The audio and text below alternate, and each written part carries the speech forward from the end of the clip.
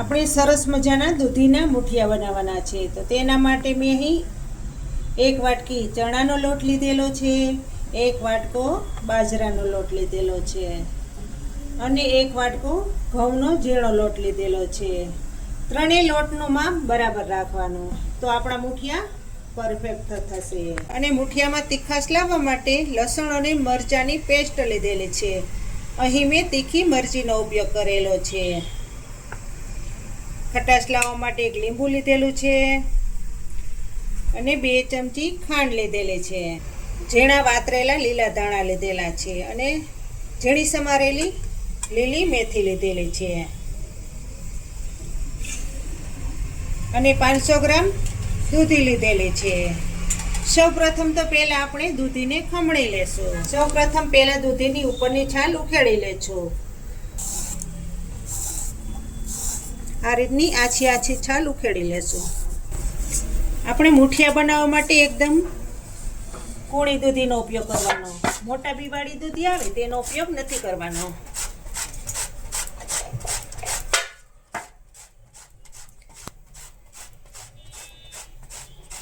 એકદમ કૂણી અને તાજી દૂધી લેશો એટલે ઢોકળા બહુ મસ્ત બનશે અને બધા માગી માગીને ખાશે.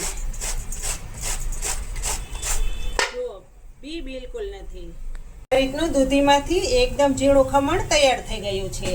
હવે આમાં આપણે લોટ ભેળવશું. પહેલા આપણે બાજરીનો લોટ નાખીશું. લોટને મેં પહેલેથી જ ચારી લીધેલા છે. 1 વાટકો ઘઉંનો લોટ નાખીશું. 1 વાટકો ચણાનો લોટ નાખીશું. લોટ તમે ગમે તે લઈ શકો. ત્રણેય લોટનું મિક્સિંગ કરી લેશું.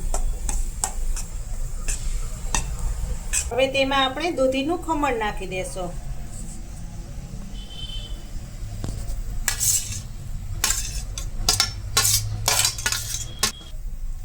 લીલા ધાણા નાખી દેશું.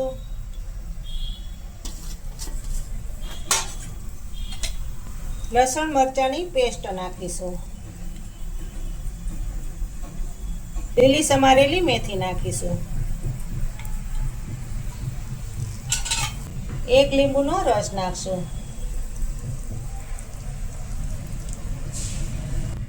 2 ચમચી ખાંડ નાખશું. આ મુઠિયા ખાટા મીઠા અને તીખા હોય છે. 1 ચમચી નમક નાખશું. સ્વાદ પ્રમાણે નમક નાખશું. થોડીક હળદર નાખશું. અડધી ચમચી ખાવાના સોડા નાખીશું. 1 પાવરા જેટલું તેલ નાખીશું. તેનાથી ઢોકળા એકદમ સોફ્ટ બને છે. હવે બધું મિક્સિંગ કરી લેશું.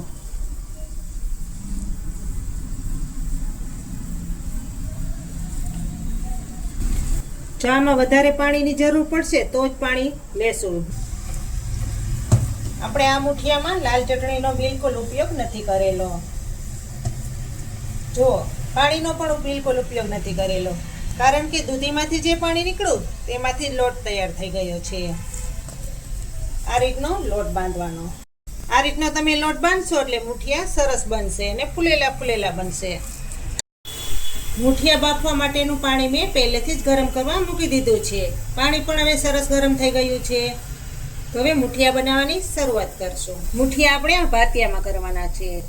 પહેલા આપણે તેમાં તેલ લગાવી દેશું.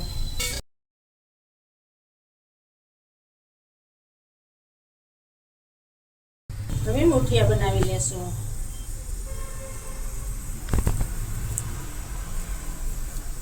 મુઠિયા તમે ગમે એવી સાઈઝના કરી શકો.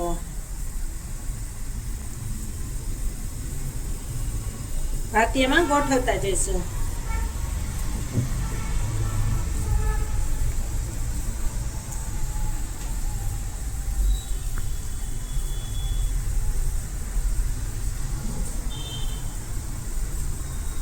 બધા મુઠિયા આ રીતના કરી લેશું. આ રીતના બધાય મુઠિયા વળી ગયા છે અને બફાવા પણ મૂકી દીધેલા છે. તો હવે આપણે ઉપરથી ઢાંકી દેશું, જેથી કરીને વરાળમાં સરસ રીતે પાકી જાય. વરાળ બહાર ન નીકળવી જોઈએ. હવે ઢોકળાને જોઈ લેશો. હવે ચેક કરી લેશો.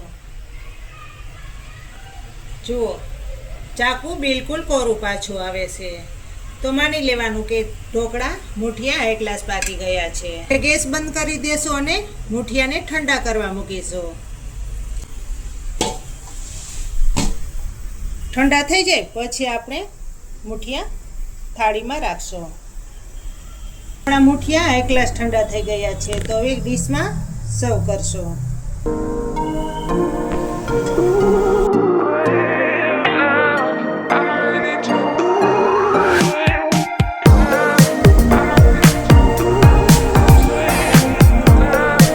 તૈયાર થઈ ગયા છે દૂધીના મુઠિયા.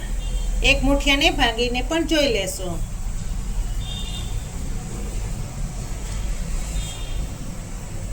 જો બન્યા છે ને એકદમ સોફ્ટ અંદરથી અને એકદમ ફૂલેલા. મોઢામાં નાખતાની સાથે પીગળી જાય તેવા દૂધીના મુઠિયા તૈયાર થયા છે.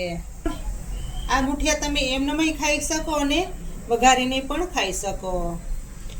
તો ફરી મળીશું એક નવી રેસીપી સાથે. ત્યાં સુધી જય શ્રી કૃષ્ણ, જય માતાજી. તમે પણ ચોક્કસથી બનાવજો.